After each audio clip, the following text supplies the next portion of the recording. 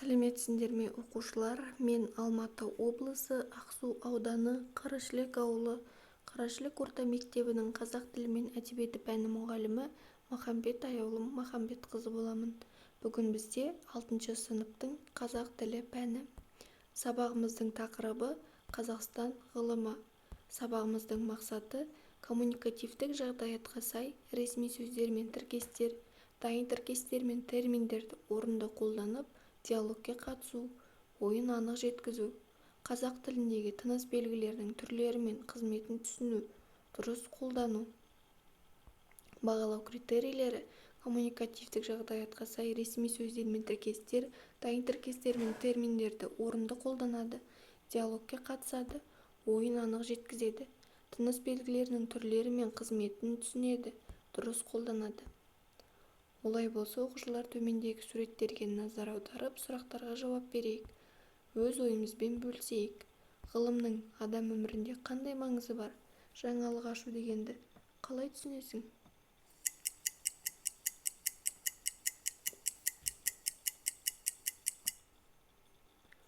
Суретте берілген біздің ұлы ғалымдарымыз Әбу-Насыр әл-Фараби және Шоқан Уәлиханов.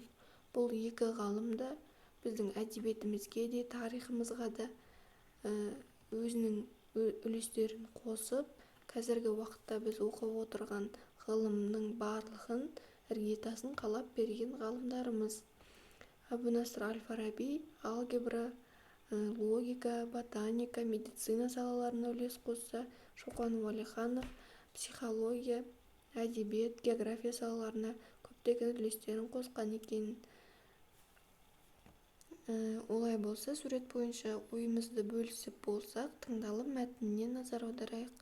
Мұқият тыңдап, алдағы тапсырмаларды орындауға тырысайық. Қазақстан ғылымы. Ғылым қоғамның рухани мәдениетінің құрамдас бөлігі.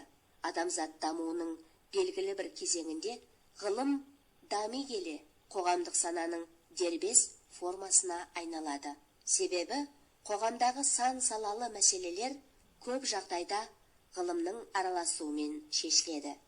20 ғасырдың 20 жылдарында ғана ғылымның мәні мен ерекшеліктерін, оның даму және қолдану механизмдерін қарастыратын, сонымен қатар ғылымның білім жүйесі әрі ерекше әлеуметтік институт ретінде даму заңдылықтарын зерттеуге бағытталған ғылымтану атты жаңа пән пайда болды. Ең алдымен ғылымтанушылардың назар аударған мәселесі латынша сайния сөзінің этимологиясы болды. Оның мағынасы білім дегенді білдіреді. Ал кез келген білімнің ғылым емес екендігі белгілі. Білім адамзаттың әрқилы тіршілік ету сферасынан, қарапайым өмірден, саясаттан, экономикадан, өнерден тағы басқа жағдайлардан алынады. Ғылым тәжірибе жүзінде анықталған нақты дәлелдемелер мен логикалық заңдарға сүйенетін қорытындылардың негізінде білім әлемін жасайды. Мәтінді мұқият тыңдап болсақ, екінші тапсырмаға назар аударайық. Сұрақтарға жауап берейік және мәтіннің ішіне ең қажетті ақпараттарды анықта. Ғылым мен білімнің айырмашылығы неде? Адам ғылымды қалай игереді? Білімді болу үшін не істеу керек?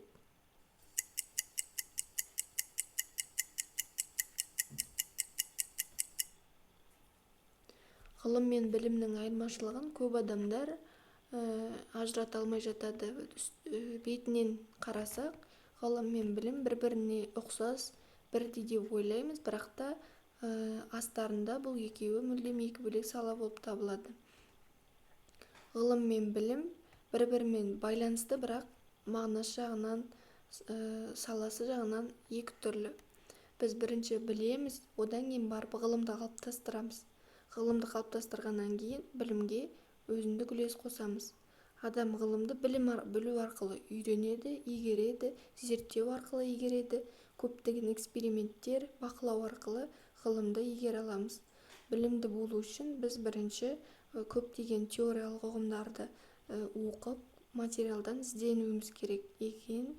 Ізденушілігіміз, қызығушылығымыз басым болу керек біздің бойымызда. Сонда біз білім алып, білімімізді ары қарай шыңдап, ғылыми жұмыстармен айналысып, зерттеп, бақылап, өзіндік үлесімізді қоса алады екенбіз. Олай болса, ары қарай біз тыңдалым мәтініндегі терминдердің мағынасын ашып, анықтама берейік. Ғылым уақыт пен кеңістікте бар зерттеуге болатын шынайы, нақты нәрселердің заңдары мен қағидаларын, тәртібі мен құрылымын объективті түсіндіретін, эксперимент пен бақылауға негізделіп, математикалық есептеуді қолданып, жүйелі түсінік қалыптастыратын таным саласы. Білім адамдардың белгілі бір жүйедегі ұғымдарының, деректері мен пайымдауларының тағы да басқа жиынтығы. Білім адамзат мәдениетінің ең ауқымды ұғымдарының бірі болып табылады. Ол сана, таным, объективті әлем, субъект, ойлау, логика, ақиқат, парасат, ғылыми және тағы да басқа күрделі де терең ұғымдармен тығыз байланысты, әрі солар арқылы анықталады. Яғни біз қай салаға бет бұрсақ та, ол жерде тек білім арқылы жүзеге асатын ғылымдардың қатарында екен. Мәдениет адамның өз қолымен, ақыл-ойымен жасағандары және жасап жатқандарының бәрін түгел қамтиды. Жай ғана сауат ашудан және тазалық ережелерін сақтаудан бастап, өмірдің асқан үлгілі шығармаларын жасағанға дейінгі ұғымды қамтып жатқан сала. Мәдениеттің дәрежесі мен сипаты қоғамдық өмірдің жағдайларына байланысты өзгеріп отырады. Яғни біздің уақытымыз, заманымыз өзгерген сайын мәдениет те бізбен бірге өзгеріп отырады екен. Пунктуация термині. Пунктуация латынның пунктум нүкте деген сөзінен алынған. Пунктуация тілдегі алфавитке енбейтін графикалық таңбалар. Яғни пунктуация дегеніміз біздің тыныс белгілеріміз. Тыныс белгілер белгілі бір мәтінді өз ішінде бір-бірінен айырып түсінуге мүмкіндік беретін жазу тілінің негізгі құралы. Яғни біз пунктуация тыныс белгілерін қою арқылы мәтіннің негізгі мазмұнын түсіндіре алады екенбіз. Біршама аяқталған ойды білдіретін сөйлемдерден кейін олардың мағыналарына айтылуына қарай нүкте, сұрау белгісі, леп белгісі қойылады. Сондықтан тыныс белгілерінің бұл үш түрін сөйлем соңынан келетін тыныс белгілері деп атайды екенбіз. Айтылу мақсаты мен сызына қарай сөйлем хабарлы, сұраулы, лепті болып бөлінеді. Хабарлы сөйлемнің соңынан нүкте қойылады. Яғни бір оқиға жайлы хабарлап тұрған мақсатта айтылған сөйлемдердің соңына нүкте қойылады. Сұраулы сөйлемнің соңына қойылатын сұрау белгісі. Леп сөйлемнің соңына леп белгісі қойылады. Яғни лепті сөйлемде біз адамның әртүрлі көңіл күйін, ренжу, қуану, өкіну секілді көптеген күйін білдіретін сөйлемдердің соңына леп белгісі қойылады екен. Олай болса, біздің білген жаңағы танысып өткен ережеміз бойынша 6-шы тапсырманы орындайық. Кітаптарыңды ашсаңдар, кітаптың ішіндегі 6-шы тапсырма. Сөйлемдердің тыныс белгілерін дұрыс қойып, жазылым тапсырмасы, яғни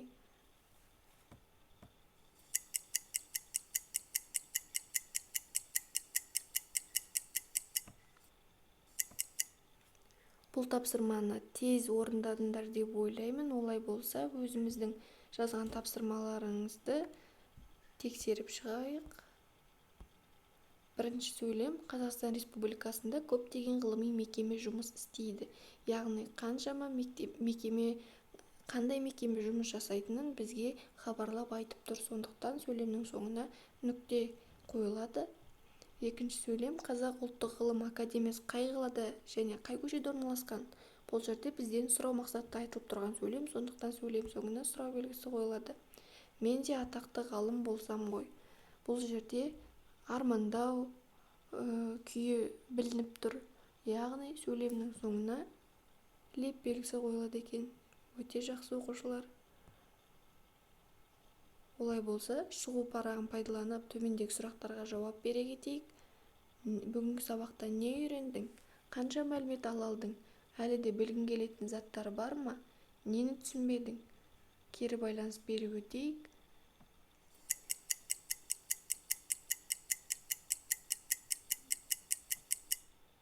Бүгінгі сабақта бәрін үйреніп, мәлімет ала алдыңдар деп ойлаймын. Және де көптеген мәліметтерді өздерің іздену арқылы табу керек екендігін түсінген боларсыңдар деп ойлаймын. Олай болса, үйге тапсырма 9-шы тапсырма. Мақал-мәтелдерді сәйкестендіріп, тыныс белгілерінің қойылуына назар аудар. Бұл жерде біздің білген ережеміз бойынша тыныс белгілерге қатаң назар аударасыңдар. Оның қойылу себебін өз ойларыңмен түсіндіріп көресіңдер. Бүгінгі сабақтағы белсенділіктеріміз үшін бір-бірімізге қол соғайық және де әрқашанда осы смайликтер арқылы көңілді әрқашан күліп жүрейік. Назарларыңызға рахмет. Сабағымыз аяқталды. Сау болыңдар.